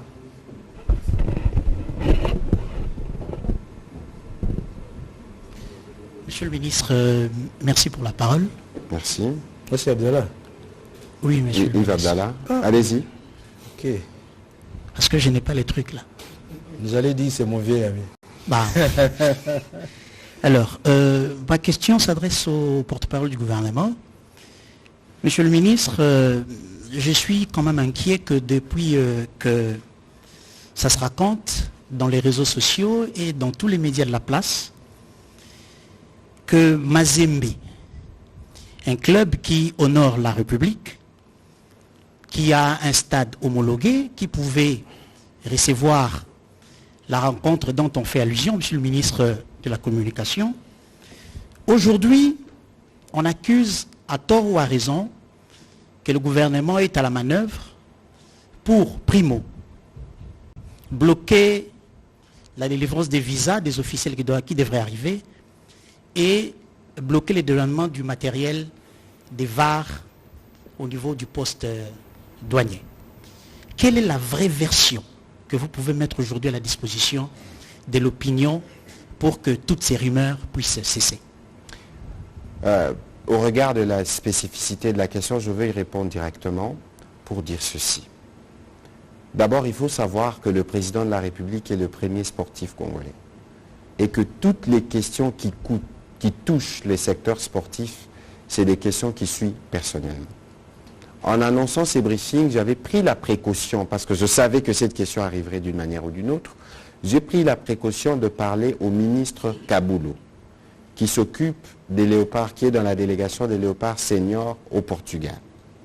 Il m'a apporté quelques éléments de précision. Je lui ai demandé de faire un communiqué. Il y a un communiqué qui m'a envoyé, que je ne saurais pas vous lire parce qu'il est long. Et en synthèse, qu'est-ce qu'il m'a dit?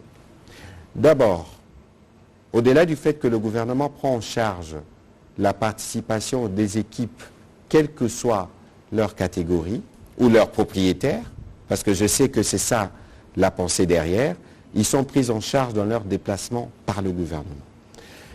Et que jusqu'à il y a quelques heures, comme des coutumes, lorsqu'il s'agit d'importer du matériel qui vient de la CAF pour la couverture, ça peut être du matériel publicitaire, etc., la FECOFA saisit le ministère, qui à son tour saisit la DGDA pour demander un enlèvement d'urgence.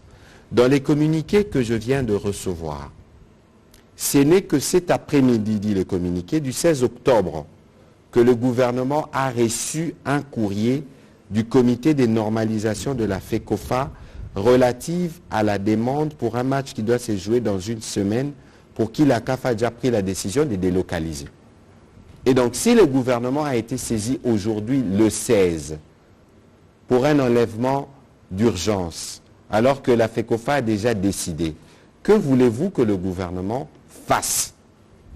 Et pourquoi alors le gouvernement s'émettrait, alors que nous sommes tous derrière la promotion de nos jeunes à travers les sports, s'émettrait à combattre une équipe? Alors, il faut dire à ceux-là qu'il y a des sujets sur lesquels il faut faire la politique, mais ne faisons pas la politique pour le sport. Parce que lorsque nous, on a organisé les Jeux de la francophonie, on aurait pu nous jeter les fleurs pour l'organisation, mais nous avons considéré que c'était un événement national. Lorsque le président de la République va au stade voir le match qualificatif, je présume qu'il y a dans l'équipe nationale des joueurs qui viennent du tout-puissant Mazembe. Et donc ici, il faut faire une trêve de politique. Et lorsqu'il y a des questions administratives auxquelles vous devez répondre, ce n'est peut-être pas de la responsabilité de l'équipe, mais peut-être c'est la CAF ou la FECOFA qui n'a pas saisi à temps le ministère, alors il faut cesser de mettre de la politique là où il ne faut pas. Il faut que cela soit bien clair.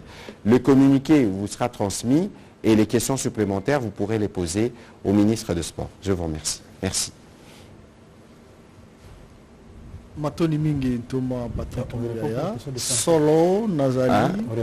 Vous répondrez aux questions lorsque vous prendrez la parole. Comme ça, on va clôturer une fois pour toutes. Ah, okay. Comme ça, Robert Tamabangate. Matoni Mingi Thomas Patrick Mouyaya, Nazali na mituna mibale na Thomas Koengela Kamambi ya Transpolo. Solo tolinkoyeba mpona nini na province ya Mai Ndombe, ya Kwilu pe ya Kwango.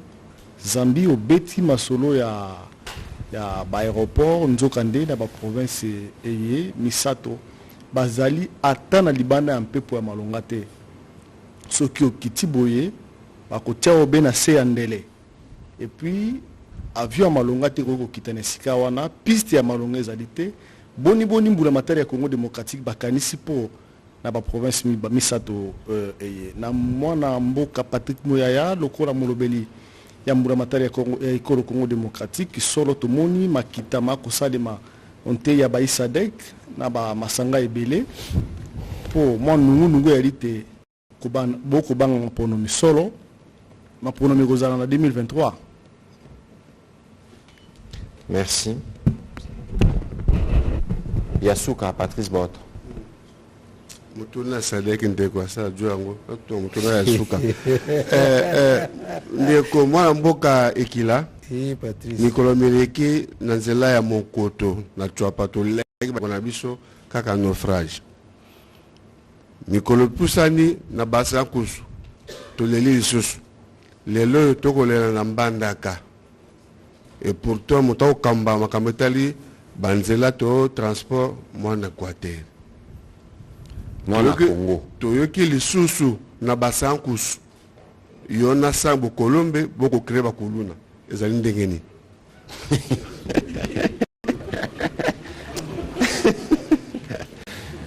Monsieur le ministre, vous avez 5 minutes pour ramasser ces questions. C'est pas possible. Je voulais rassurer Paul Matendo. Vous êtes un peu peut-être en retard d'information. Posez la question à vos deux gouverneurs, ils vont vous dire, je n'ai pas dit d'abord, je dois d'abord nuancer. En disant que nous avons commencé le déploiement de bus Transco en province, je n'ai pas dit que les bus sont présents dans toutes les provinces. Ça, c'est la première nuance. J'ai dit que les bus sont présents dans une dizaine de provinces. Et j'ai renchéri en disant l'opération se poursuit. Je crois avoir dit ça. Je n'ai pas dit qu'il y en a déjà partout. Ça, c'est la nuance d'abord. Et puis, s'agissant de Guémena et de Gbadolite, posez la question à vos deux gouverneurs. Il y a 48 heures, j'étais avec le gouverneur Malo. Mobutu. Donc la semaine ici, il aura ces bus, ils vont aller. Mais il ne faut pas penser non plus, c'est le lieu de préciser aussi à l'intention de tous les gouverneurs, qu'il y a toujours des enquêtes préalables. Moi j'ai même vu des photos, comment on appelle ça, des Photoshop, n'est-ce pas, pour les gens qui ont de la joie, du plaisir à saboter l'action gouvernementale, à démontrer un bus embourbé. Patrick Boto, est-ce que Nambanda est en place bus ego s'embourbé? Patrice Boto. Nambanda est en place bus ego quand potepote. C'est de la méchanceté tout ça. Nous prenons toujours la précaution d'envoyer une équipe d'avance pour faire l'état des lieux de l'infrastructure. Il y a des provinces à qui on a refusé des bus parce que nous avons estimé qu'il ne suffit pas seulement d'envoyer des bus, mais aussi il faut préserver les bus. Parce qu'entre autres critères pour déployer un bus, je m'adresse particulièrement au gouverneur, entre autres critères pour déployer les bus dans une province, il faut que vous ayez quand même un minimum d'infrastructures routières, c'est-à-dire je parle de la route. Il faut que vous disposiez des espaces qui vont servir d'entrepôt.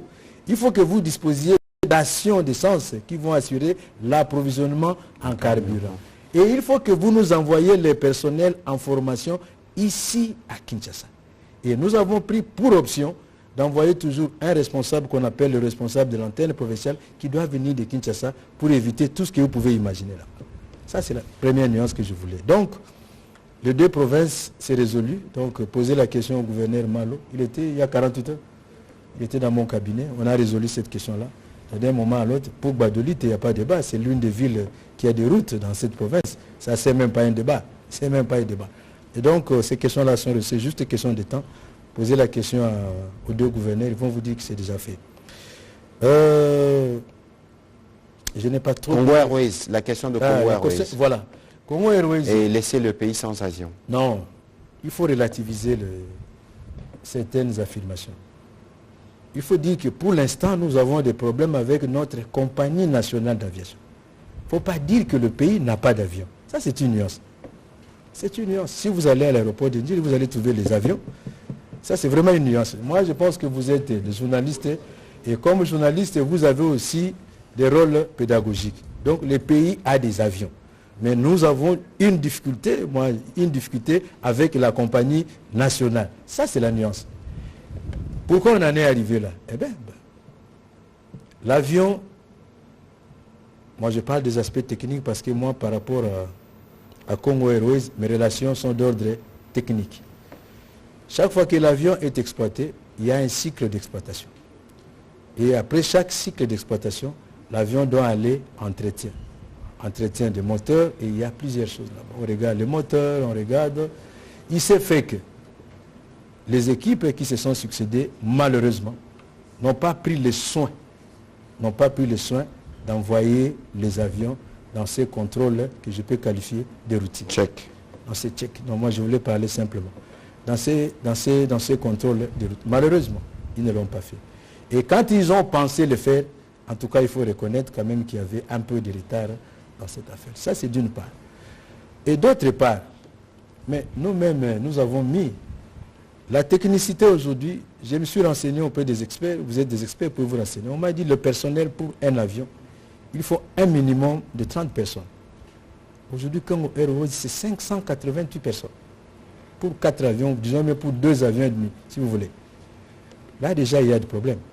Mais moi, je veux revenir. Je vous donne déjà la situation que nous avons. Donc, je disais un avion. Je posais la question aux techniciens. Un avion pour le personnel, c'est-à-dire pilote et tout ce qui va avec, c'est 30 personnes. Aujourd'hui, avec Congo Airways, dans l'état où j'ai trouvé, n'oubliez pas que j'ai été titularisé en masse. Je prends aussi ce qui a été fait depuis la création. Je ne suis pas en train de me dérober de mes responsabilités. Mais la continuité n'exclut pas l'individualité de la responsabilité. C'est ça aussi l'intelligibilité de la question. Quand je trouve la société dans cet état. Eh bien, nous avons pris le taureau par les cornes, nous avons lancé un plan de stabilisation, un plan de relance.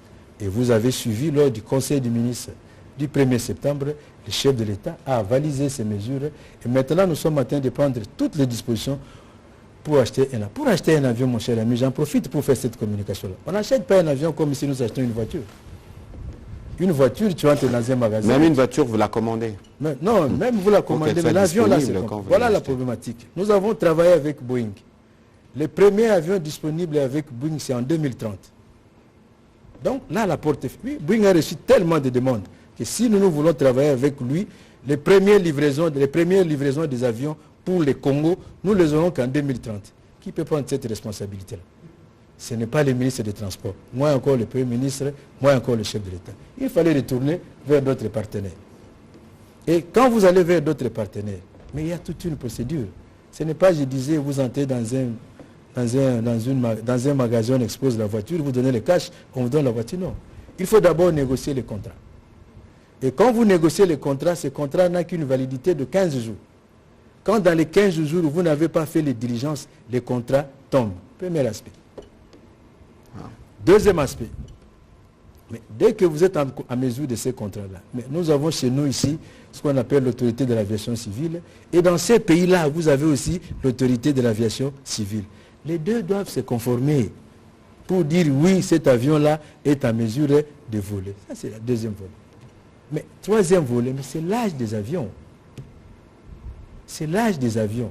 Et les heures de moteur, les heures de toutes ces questions-là techniques, il faut d'abord vider toutes ces questions-là pour que vous puissiez voir un avion arriver. Ça veut dire quoi?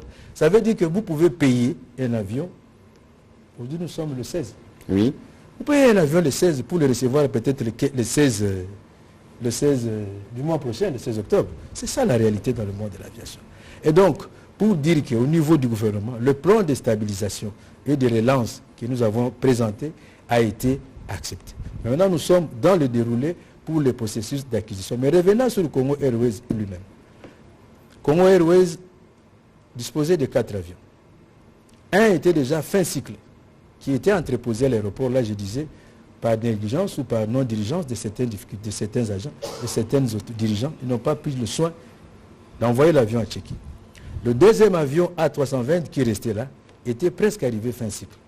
Était un peu notre... Lorsque vous dites fin cycle, ça veut dire que c'est un avion qui ne peut plus... Qui doit aller au Tchèque, il ne peut plus voler. Il n'est plus éligible au vol, il ne peut plus le faire. Fin cycle. En d'autres termes, ces avions-là, passez-moi l'expression, je vais parler comme traduction littérale. Ces avions-là ne sont pas morts. Ces avions-là sont opérationnels, ils doivent aller au Tchèque. Ils vont nous revenir ici opérationnels.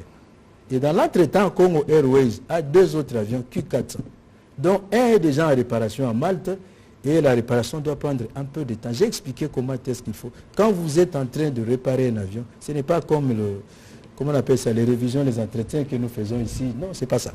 Donc il y a ces avions-là qui sont entretiens et le gouvernement est disposé à régler cette facture-là pour que les avions reviennent. Donc la société congolaise, sur le plan des avions, les sociétés n'ont pas de problème. C'est-à-dire, mais ce qui est vrai, nous ne devons pas nous voiler la place, il n'y a plus l'exploitation due à ces questions-là.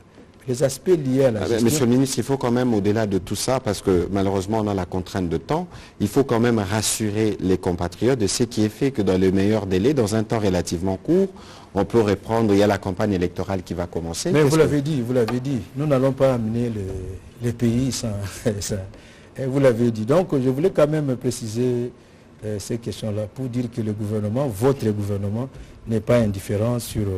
cette question-là capitale de la fierté. Et dans l'entretemps, comme nous sommes dans le chapitre de l'aviation, j'allais oublier Patrick, le gouvernement par anticipation, je vous ai relevé les quelques problèmes du personnel ou de gestion qui avait, ce n'est pas un secret, vous avez suivi le DG, ce n'est pas un secret, mais nous avons fait de l'anticipation. Nous avons fait de l'anticipation en mettant en place, en cherchant le partenariat avec Ethiopian pour mettre en place une autre société de compagnie d'aviation qu'on appelle Air Congo. Déjà la question sera, mais pourquoi vous avez Air Congo, vous avez Congo Airways, vous créez encore Air Congo? Eh bien, il n'est pas interdit. Faites des investigations. Notre pays, c'est 100 millions d'habitants. Nous pouvons avoir 3, 4, 5 compagnies d'aviation nationale. Il y a des pays qui en ont 10. Donc avec les potentialités de la République démocratique du Congo, on peut avoir autant de compagnies nationales. Pourquoi on doit avoir autant de compagnies nationales? Parce que dans notre pays, nous avons ce qu'on appelle le trafic, le portefeuille de trafic de droits aériens. C'est-à-dire les accords de réciprocité avec l'OACI. Je m'explique. Pour terminer, s'il vous plaît. Non, ces questions ici sont importantes, Patrick. Donnez-moi 2 minutes. Un peu de rallonge. Allez-y. Il faut vider cette question-là. Et donc, ça veut dire, par exemple, prenons Air France ou SN qui vient chez nous, qui a aligné 9 avions et qui vient chez nous presque tous les jours, pour ne pas dire tous les jours. Et bien, la République démocratique du Congo, elle aussi, a le droit d'aligner 9 avions qui vont soit en France, soit en Belgique tous les jours.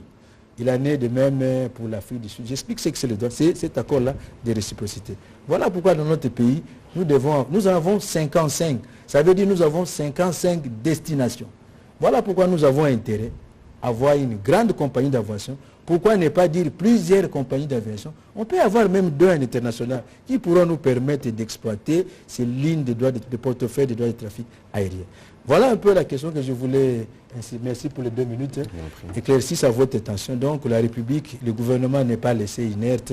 Je ne vois pas le gouvernement aussi responsable que le nôtre, surtout le caractère sensible de la mobilité des personnes dans le domaine aérien, parce que dans notre pays, le désenclavement, c'est vrai, on n'a pas abordé la question sur la multimodalité du transport dans notre pays, mais le premier désenclavement le plus facile, c'est par voie aérienne. Et collègues, j'anticipe les Lingala, Moutalobaki, que Kouinglu, Maïndombe, Bazana Libanda n'a pas poté. Eh bien, malheureusement, même Paris n'a pas été bâti en un jour. Nous sommes en train de travailler avec quelques notables du coin. Nous avons des études, des éléments. Ah, Limbisa. Lingala. Beta Lingala, solo. Lingala. Donc, tout ça, tout ça, la misala, na bakonzi ya bamboka wana. Ceux qui n'ont pas su invitation, n'ont pas su officiellement invitation, il y a un bureau, je me déplace dans le voyage lobby, dans le samedi. Lundi, il y a un bureau, Guillaume, vous prenez les coordonnées de Yande Konabiso. Nous avons un plan, il y a modernisation, il y a réhabilitation des aéroports dans les 145 territoires pour accompagner le programme ya Mokonzamboka ya PDL 145. Au Monaké, ma province surtout, ils ont nakati na misala nini sengeli kosalama na ba détail no surtout ya mike na motango ya bambongo no surtout ezali na katikati. Donc toujours que na yango malembe. Et puis Patrice, je crois que Makambolobi omoko yebi biso so toza ko milela na makama eza ko salama na ebale nde to bandaki émission na biso na masolo wana na talisi na bayimboka pe na bino bapanzisango et oyo ministère na ngai ezali ko sala na mikano na lakisaki awa te mibeko ya mboka ezali ezande na bakolo masuwa ezande na bakumbi masuwa balingi kotosa mibeko ya mboka te baza kotosa mibeko ya mboka te basalisami na baservice ya mboka na biso malheureusement. Donc tukozwa mikano mais accident ebengami likama esalama kaka na Congo te toza ko sepela te bana mboka bakufa tokolinga bongo te parce que biso gouvernement toza na mokano ya kobatela bomoi ya bana mboka bisika nyonso tu bazwami mais ceux qui likama ekomi et puis toza ko continuer mosala makambo lobi ya bakulu na ngana idi makambo te pour muto atelemia atandeni ya kozala kolona te muto atelemia. Voilà, il y avait une question reliée à cette problématique d'accident de Pichu Munumba qui demandait qui donne les certificats des navires. Ah ok, merci Pichu. Je dois t'avouer, je n'ai vraiment pas bien cerné ta question. Non, il situait en synthèse la responsabilité de l'État dans l'octroi des autorisations. Pourquoi l'identification? Mais le besoin est là. Nous sommes en train de déplorer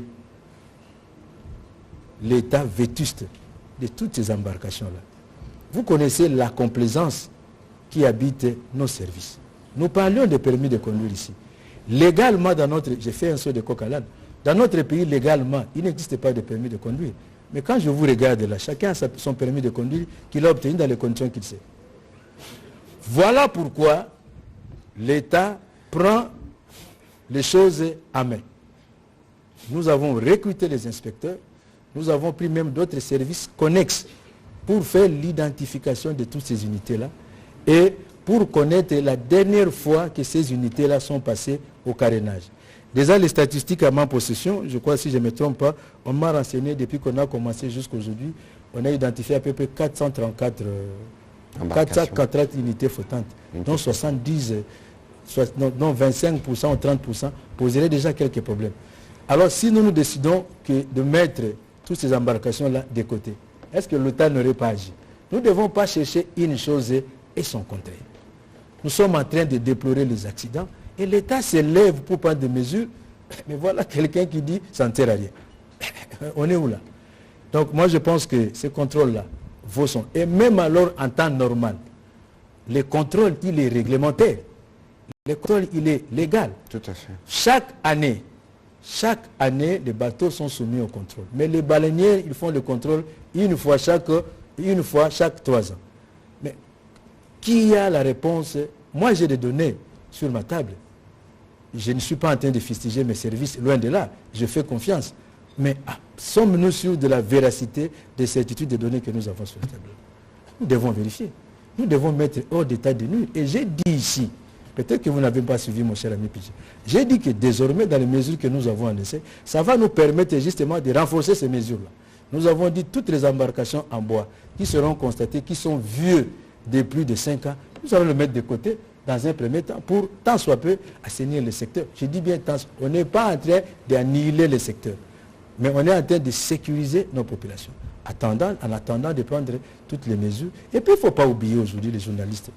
Moi j'attends chaque fois, mais que fait le gouvernement? Mais l'État aujourd'hui, vous êtes des intellectuels dans la salle, l'État n'est plus commerçant.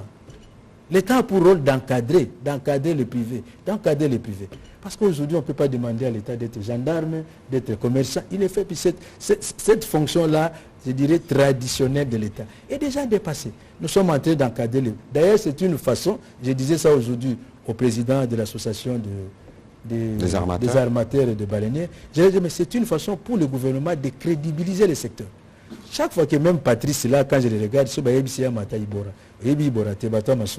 il ne va pas prendre. Mais s'il apprend, parce qu'il faut aussi noter que les embarcations en bois, il n'y a pas qu'en République démocratique du Congo.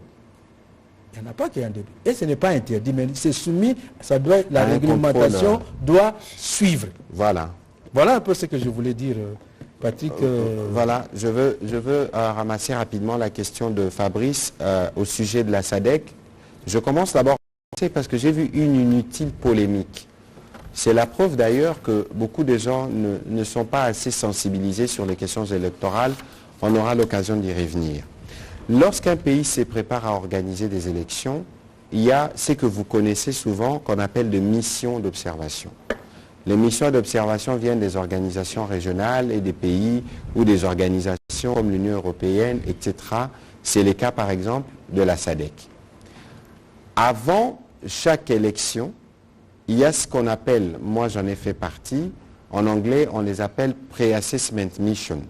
Ça veut dire une mission des experts qui vient prendre la température. Ce n'est pas la SADC comme j'ai vu certains écrire que la SADC va décider si les élections vont être organisées ou pas. À quel titre?